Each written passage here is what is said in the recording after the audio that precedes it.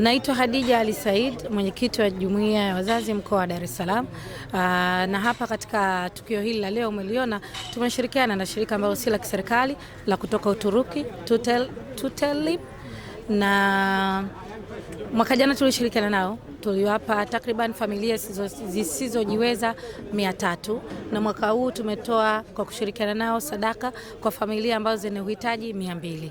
Kwa hivyo ni tukio muhimu katika mwezi mtukufu wa Ramadhani, ni sadaka, na kwetu sisi kama jumuiya ambayo inadili na malezi na wazazi tunafarijika kupata msaada huu na wenzetu hawa kutushika mkono kila mwaka. Ni faraja kubwa kwa sababu hata imani yetu inatuongoza tusaidie wasiojiweza, na pale ambako unafanya jambo ambalo dini na kuongoza ni faraja kubwa sana. Tumeona nyuso za mama zetu, tumeona furaha waliokuwa nayo. Leo mtu atatoka ataenda kupika chakula aweze kula vizuri na watoto wake. Kwa hakika ni faraja. Tumegusa maisha ya watu na mimi nafurahi kuwa sehemu hiyo ya kugusa maisha ya watu.